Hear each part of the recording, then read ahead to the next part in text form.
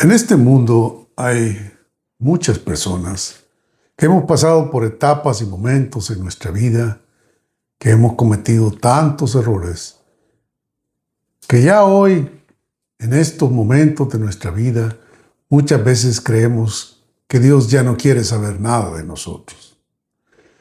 Y esa es una gran diferencia enorme.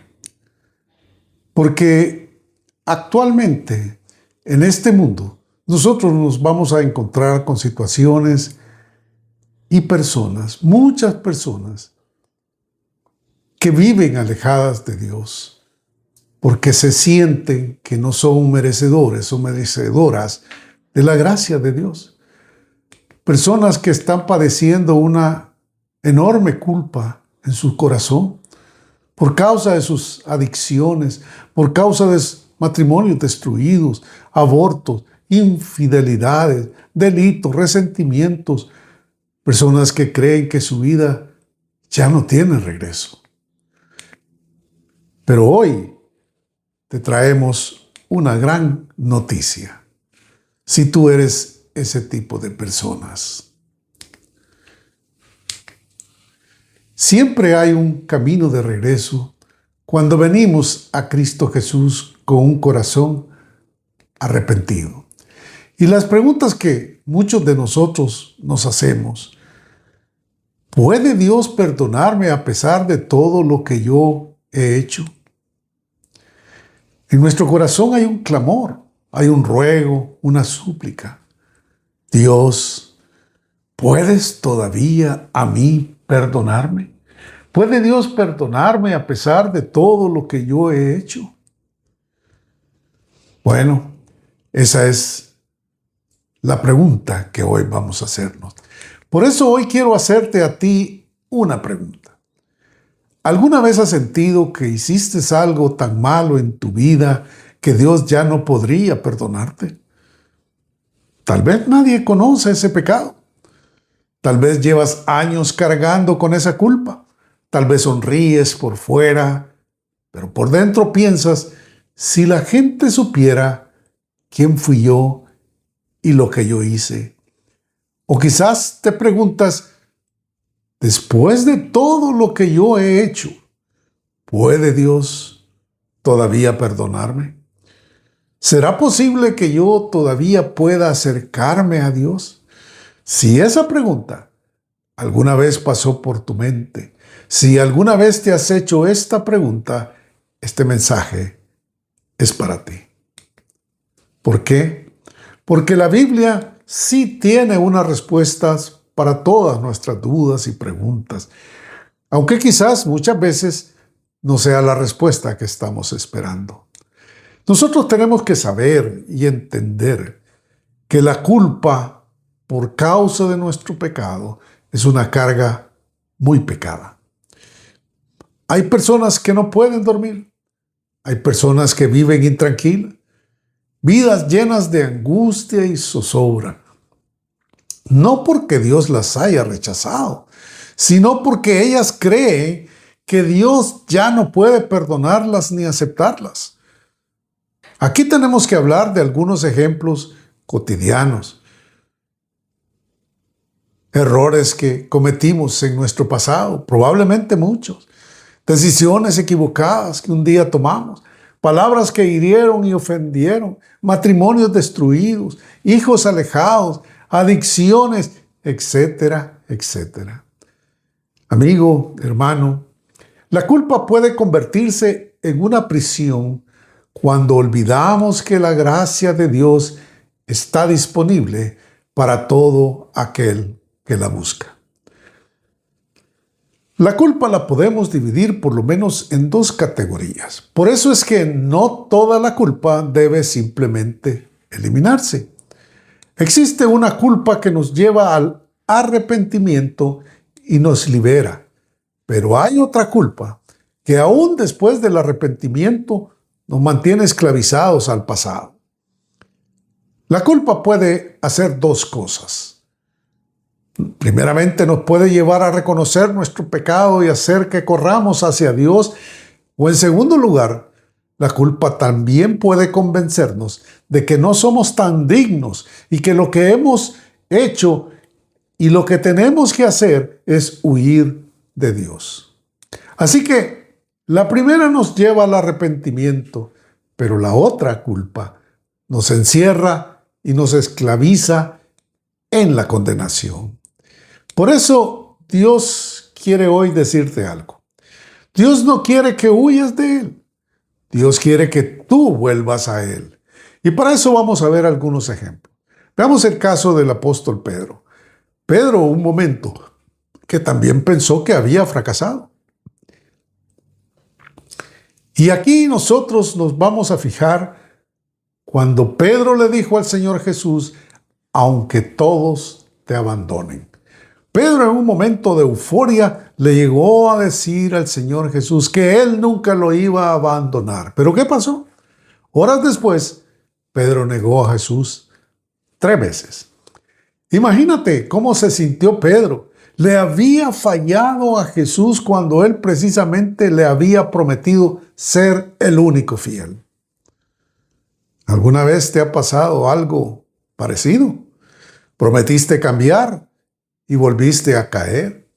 Alguien prometió dejar el alcohol o las drogas. Otro prometió renunciar a un adulterio. Otro prometió no volver a mentir. Otro prometió abandonar una conducta, pero volvió a caer. Entonces, probablemente entiendes un poco de lo que sintió Pedro. Pedro no solamente había pecado, Pedro había fallado exactamente en aquello que aseguró que jamás haría. Por eso, en Lucas capítulo 22, versículos 61 y 62, vemos aquella escena cuando Jesús vuelve a ver a Pedro, quien en ese momento recuerda las palabras de Jesús y llora amargamente. Sí, Pedro lloró. Pero aquellas lágrimas de Pedro no fueron el final de la vida de Pedro. Aquellas lágrimas fueron el principio, fueron parte del camino de regreso de Pedro a Jesucristo. Así que hay algo que hoy quiero decirte. Tu pecado no tomó por sorpresa a Dios. Y si vienes a Él con un verdadero arrepentimiento, siempre encontrarás en Jesús su maravillosa misericordia. Veamos hoy el caso de David, que encontramos en el Salmo 51. David, un hombre conforme el corazón de Dios, también cometió muchos errores. Y en este salmo, David se postra delante de Dios confesando sus terribles pecados y le suplica de todo corazón a Dios para que Dios le perdone y derrame sobre él su misericordia. David cometió adulterio e intentó ocultarlo. Incluso ideó, buscó y permitió la muerte de un hombre inocente con el propósito de cometer un pecado. Y aún así, cuando David se arrepintió sinceramente, Dios lo restauró. Ahora, hay algo que yo quisiera aclararte en este momento y es algo sumamente importante. David recibió perdón, pero eso no significa que el pecado que él había cometido desapareció. Porque ser perdonado no significa que las consecuencias de nuestros actos son eliminadas. Algunas consecuencias permanecieron y David tuvo que pagar por ellos. Pero pedir perdón a Dios sí restaura nuestra relación con Dios cuando hay un arrepentimiento verdadero. Así que acá aprendimos algo muy importante. El perdón de Dios no convierte el pecado en algo insignificante. No, porque el pecado nos destruye, pero la gracia de Cristo Jesús restaura nuestra relación con Dios cuando existe un verdadero arrepentimiento. Veamos otro caso, el caso del hijo pródigo. Muchas personas conocen la historia del hijo pródigo, pero bajo la perspectiva del hijo, hoy nos vamos a enfocar en la actitud del padre. El padre no salió a buscar excusas, Salió a buscar a su hijo. Lo abrazó antes de escuchar cualquier tipo de explicación. El hijo desperdició todo lo que tenía y todo lo que recibió de su padre: dinero, tiempo, oportunidades, y terminó alimentando cerdos y deseando su comida. Pero un día dijo: me levantaré e iré a mi padre. Esto es arrepentimiento. Entonces, arrepentimiento no es solo sentirnos mal, es levantarnos y volver a Dios. En el capítulo 15 del libro de Lucas vemos una escena extraordinaria. Dice la palabra: pero mientras todavía estaba lejos, su padre lo vio y corrió hacia él. Escúchame bien, el hijo estaba regresando a su casa lleno de vergüenza, pero encontró a un padre esperando su regreso. Con esta parábola, Jesús nos muestra a un padre dispuesto a recibir a un hijo que vuelve a casa arrepentido. Otro ejemplo que podemos ver es el Saulo de Tarso. Saulo de Tarso era un hombre que perseguía y consentía la muerte de los cristianos. Pero un día se encontró con Cristo Jesús y terminó predicando a Cristo Jesús. Así que, mi querido amigo, si Dios pudo transformar a Pablo, piensa un momento. Piensa, ¿por qué crees tú que Dios no puede también transformar tu vida? En 1 Juan capítulo 1, versículo 9, la palabra de Dios nos dice: si confesamos nuestros pecados, Él es fiel y justo para perdonar todos nuestros pecados. ¿Te das cuenta? La Biblia no dice si nuestros pecados fueren pequeños o fueren blancos. Lo que la Biblia dice es si confesamos nuestros pecados. ¿Qué es entonces lo que necesita Dios de nosotros? Aquí tenemos que explicar un poco que lo que nosotros tenemos que hacer es, primeramente, reconocer nuestro pecado, arrepentirnos sinceramente, confesar nuestro pecado delante de Dios y confiar en la obra redentora de Cristo Jesús.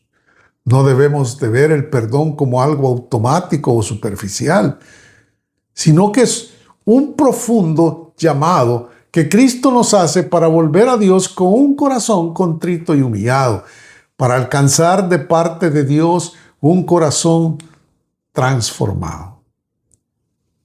Tal vez hoy estás viendo este video con lágrimas en los ojos. Tal vez llevas años pensando que Dios ya no quiere saber nada de ti. Tal vez nadie conoce la historia de tu vida que tú escondes. Pero ¿sabes algo? Dios sí la conoce. Dios conoce todo aquello que tú hiciste. Dios conoce todo aquello que nadie más sabe ni nadie conoce. Incluso Dios conoce todo aquello que quisieras poder borrar de la historia de tu vida. Pero ¿sabes qué es lo más hermoso? Que Dios, aún conociendo tu historia, aún así, Dios decidió enviar a su Hijo Jesucristo a dar su vida por ti y por mí. Cuando Jesús murió en la cruz del Calvario, no murió solamente por los pecados pequeños o los pecados blancos. Murió por todos nuestros pecados, por aquellos pecados cometidos por todos los hombres y las mujeres que han existido sobre la faz de la tierra, por todos aquellos hombres y mujeres que ponemos nuestra fe en Él. La cruz del Calvario no minimiza ni magnifica el pecado. La cruz de Cristo lo que hace es mostrarnos cuán grande es el amor y la justicia de Dios para contigo y para conmigo. Por eso es que en el capítulo 5, libro de Romanos, versículo 8, la palabra dice: mas Dios muestra su amor para con nosotros, en que siendo aún pecadores, Cristo murió por nosotros. Cristo no murió por una versión perfecta de ti. Cristo murió por todos los pecadores. Por eso la pregunta no es, ¿he pecado yo demasiado?